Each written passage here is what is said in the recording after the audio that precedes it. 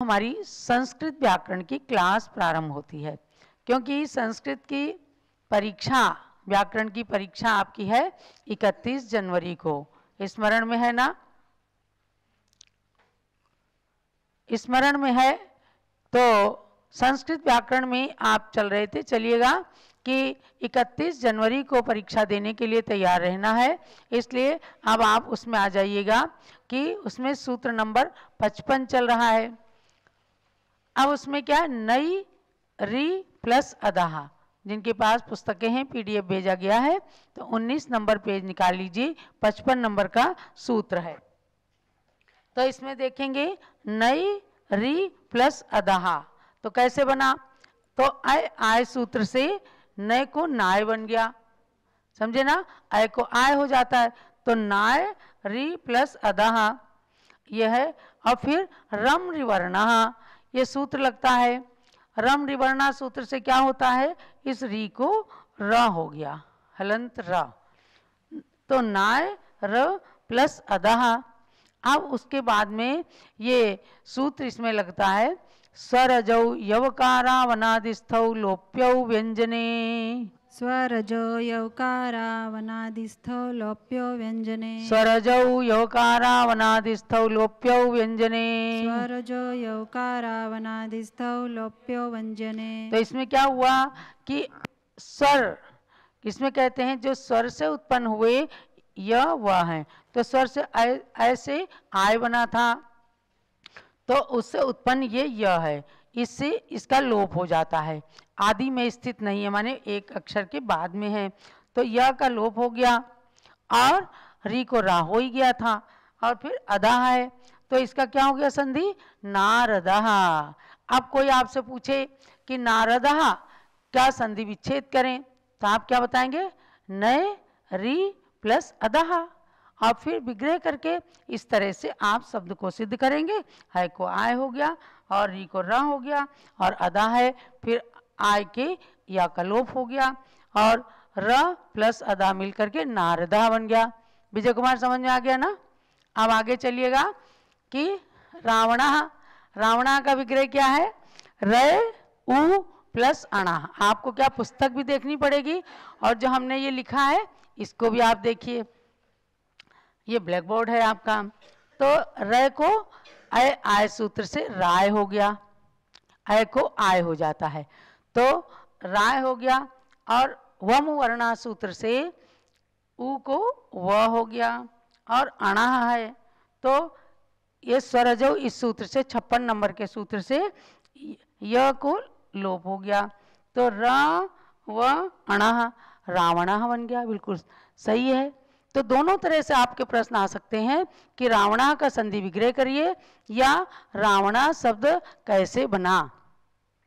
अब इसी प्रकार से मैं री प्लस उताह है, मैं री प्लस उताह, पुस्तक में देखिए फिर इसमें देखिए आप, तो मैं को माय हो गया आय सूत्र से, बहुत सरलता से समझना है।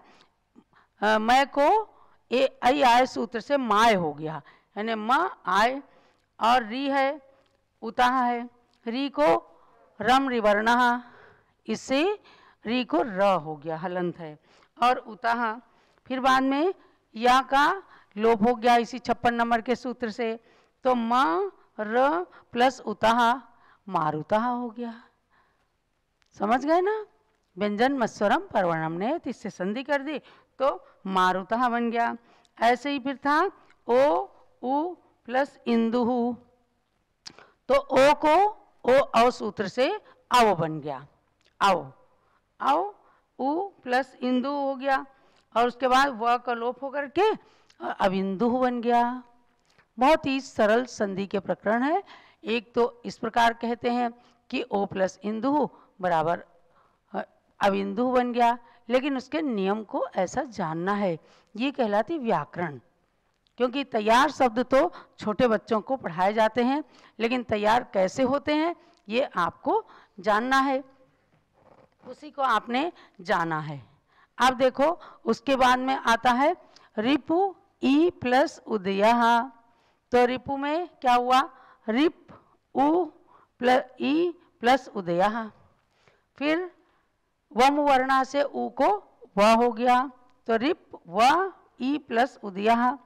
उसके बाद व का लोप हो गया, रिप या प्लस उदया, तो रिप्युदया हो गया। ऐसे आपको ये इसको स्कूल की भाषा में अन्य व्याकरणों में यण संधि कहा है, यानी ई को या और ऊ को वा होकर के जो संधि होती है उसको यण संधि। लेकिन ये कातंत्र व्याकरण का ही संधि प्रकरण है, तो इसमें ये नियम आपको बताया गया है। अब इसके बाद में ये 4 शब्द आपके सिद्ध हो गए, नारदः, रावणः, मारुतः, अविन्दुः, रिप्युदयः की 5 शब्द आपके पूरे विग्रह करके समझ में आ गए। और जिनको नहीं समझ में आया हो तो आप क्वेरी डालिए और आपको उसका उत्तर मिलेगा। अब इसके बाद में आते हैं ते प्लस अत्र, पटो प्लस अत्र। तो ये है ते प्लस अत्र और पटो प्लस अत्र। अब इसमें सूत्र लगता है, एदोत्परः पदान्ते लोपमकारः, एदोत्पर पदान्ते लोपमकारः, एदोत्परः पदान्ते लोपमकारः, एदोत्परः पदान्ते लोपमकारः। हाँ, तो पद के अंत में कह रहे हैं ए और ए हो या वो हो, तो पद के अंत में ते में ए है, पटों में ओ है, तो इसको ए ओ के आने पर उससे परे आ का लोप हो जाता, तो ये आ है उसका लोप हो गया, ते अत्र पटोत्र, इसके ओ आकार का लोप हो गया, तो क्या बचा तेत्र पटोत्र।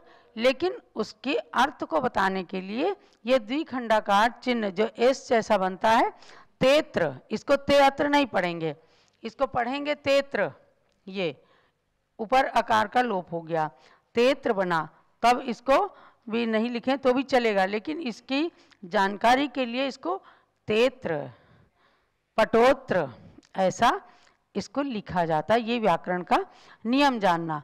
तो जहाँ कहा है एत ओत माने एकार, अगर अकार होता तो ये लोप नहीं होता। एक तो एकार है, एक है वर्ण, कार और वर्ण। कार ग्रहणे केवल ग्रहणम, वर्ण ग्रहणे सवर्ण ग्रहणम, ये बात पहले बताई है। तो एकार, एकार जहाँ का है तो केवल एकार यानी ते, ओकार का है माने ओकार केवल यानी पटो, औ और अय इसमें नहीं आएंगे, तो तेत्र बन गया और पटोत्र बन गया। इस प्रकार से आपके 57 सूत्र पूर्ण हुए हैं और आपके केवल अब रहे हैं 3 सूत्र, वह 2 दिन में आपको पूर्ण कर दिए जाएंगे। और 31 जनवरी को परीक्षा के लिए सबको तैयार रहना है, डरना नहीं है। और ध्यान दीजिएगा, कल से भगवान ऋषभदेव के योग निरोध के अवसर पर 14 दिन का भक्तामर दीप आराधना महोत्सव शुरू हुआ है। रात्रि में 7 बजे से जूम चैनल पर दीप आराधना कल भी हुई थी और लगातार 14 दिन तक चलेगी। तो आप सबको 48 दीपक भक्तामर स्तोत्र पढ़ करके जलाने के लिए रखना है। पारस चैनल के दर्शक भी ध्यान दें, जूम चैनल के दर्शक भी ध्यान दें कि शाम को आरती से पहले आप भक्तामर दीप आराधना करेंगे, क्योंकि भगवान ऋषभदेव का माघ कृष्णा चतुर्दशी को मोक्ष कल्याणक आ रहा है। और कल थी पौष शुक्ला पूर्णिमा, उस दिन से भगवान ने अपना योग निरोध किया था और कैलाश पर्वत पर शुक्ल ध्यान में स्थित हो गए थे। 14 दिन की अपनी आयु शेष जानकर भगवान ने अपने मन, वचन और काय इन तीनों योगों का निरोध करके और वे एकदम ध्यान में लीन हो गए थे। फिर माँ कृष्णा चतुर्दशी के प्रातःकाल उनको 8 कर्मों के नाश करने के कारण मोक्ष प्राप्त हो गया था, कैलाश पर्वत से मोक्ष प्राप्त किया था। इसी उपलक्ष्य में ये 14-15 दिन का कार्यक्रम चल रहा है और वैसे 18 तारीख से चला तो 21 दिन का अनुष्ठान चला है।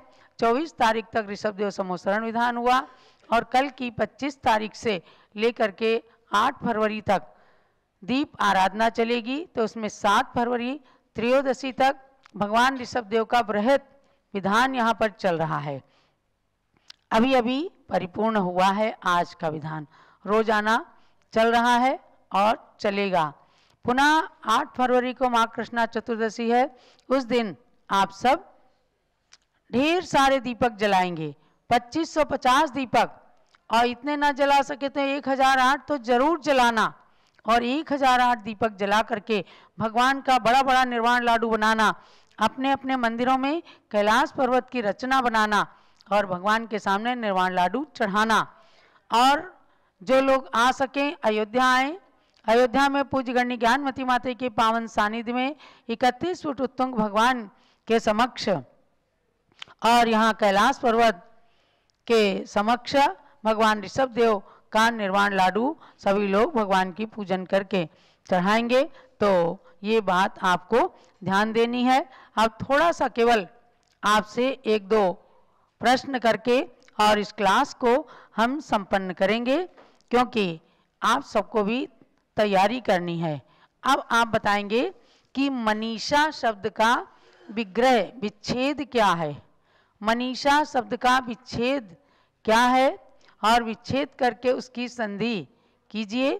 तो जिनको भी उत्तर देना है हैंड रेज करें और उनको स्पॉटलाइट करके अनम्यूट करके आपके ही मुख से हम सुनना चाहते हैं कि मनीषा शब्द कैसे बना, कैसे उसका विग्रह हुआ, पुनः कैसे संधि हुई। देखें बहन जी, उसमें देखो किन्ने हैंड रेज किया है।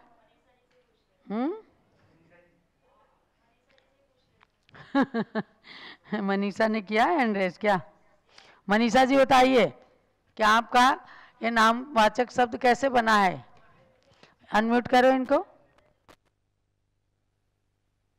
प्लस ईशा है इसका संधि विच्छेद, और इसमें सूत्र लगा है मनसः सस्य। ईशा के आने पर मनस के अस का लोप हो गया और मन ईशा। मनस के अस का लोप होने पर मन प्लस ईशा, ईशा व्यंजन मस्वरम परवर्णम नए सूत्र मनीषा हो गया। बहुत ही सुंदर रूप से, यानी अब मुझे ये विश्वास हुआ कि आप में से कुछ लोग संस्कृत भाषा में निष्णात होना चाहते हैं। बहुत सुंदरता के साथ बताया, क्योंकि कई दिन पहले एक कोर्स हुआ था मनस प्लस ईसा और मनसा सस्यचा, इससे मनस के अस का लोप हो गया तो मन हलंत बचा, और ईशा उसमें व्यंजन मस्वरम परवर्णम नयेत से संधि हो गई तो मनीषा बन गया। मनीषा जी, आपने अपने नाम के वाचक शब्द को सार्थक किया है, उसके अर्थ को सार्थक किया है। मनीषा माने बुद्धि, अच्छी बुद्धि को रखने के लिए ही ये संस्कृत व्याकरण पढ़ी जाती है। अब आगे एक प्रश्न और करती हूँ कि आप उसमें बताएंगे कांतागता, कांतागता का विग्रह किस प्रकार हुआ और उसकी संधि कैसे हुई। जिनको आता है हैंड रेज करें, भले ही देख के बताएं, लेकिन आपके मन के अंदर बैठना चाहिए कि संधि का मतलब क्या है और कैसे विग्रह करके कैसे उसे जोड़ा जाता है। जैसे वस्त्रों को जोड़ करके सिल करके और एक वस्त्र का आकार बना दिया जाता है, ऐसे ही अनेक शब्दों को जोड़ करके और उसकी संधि कर दी जाती। तो बताइएगा कांतागता किसका हैंड रेज हुआ है? हैं? तो कोई को स्पॉटलाइट करो। चले बताइए निशा। सूत्र नंबर 23 से हुआ है अनतिक्रमण विश्लेषित नहीं, तो क्रम का उल्लंघन न करते हुए विश्लेषण करें। तो इसमें जो है कांत प्लस आ प्लस आगता तो हो जाएगा कांतागता। मूल में शब्द है कांता प्लस आगता, है ना? कांता प्लस आगता ऊपर है ना, कांता प्लस कांत प्लस आगता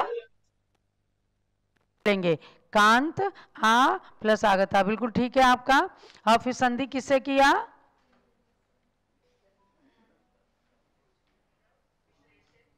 बहुत बढ़िया, बहुत बढ़िया। 25 नंबर के सूत्र से, व्यंजन मस्वरम परवर्णम नहित, क्योंकि स्वर रहित व्यंजन हो गया अब कांत प्लस आगता, आ का इधर लोप हो गया, आगता के आ का, और समाना सवर्णे दीर्घी भवती परश्च लोपम, इससे कांता के आ को दीर्घ तो था ही, और आगता के आ का लोप हो गया तो कांता गता बन गया। इस प्रकार से इन संधि के स्वरूप को अपने को समझना है, और समझ करके और उसके बाद में चाहे वो सहस्रनाम स्तोत्र हो, भक्तामर स्तोत्र हो, एकदम शुद्ध पढ़ने के लिए अपने नींव को मजबूत रखना है। इसीलिए संस्कृत व्याकरण का पढ़ना आवश्यक है। कल हमें एक बालिका ने बताया कि माताजी हमने संस्कृत नहीं पढ़ी थी, लेकिन हमसे कोई प्रश्न पूछा गया तो हम उसका उत्तर नहीं दे पाए, इसलिए अब मैं आपकी संस्कृत की क्लास को ज़रूर ज्वाइन करूंगी। तो इच्छा शक्ति हो तो सब कुछ कर सकते हैं। ऐसे क्लास को ज्वाइन करके, और जो ज्ञान सहज में पढ़ करके आप नहीं प्राप्त कर सकते, उसको सुन करके और उसको प्रैक्टिकल अपने जीवन में लेकर के और उस ज्ञान को पा सकते हैं और वृद्धिंगत कर सकते हैं। तो ऐसे आप सब भी अपने ज्ञान को परिमार्जित करें। सबके लिए मंगल आशीर्वाद है।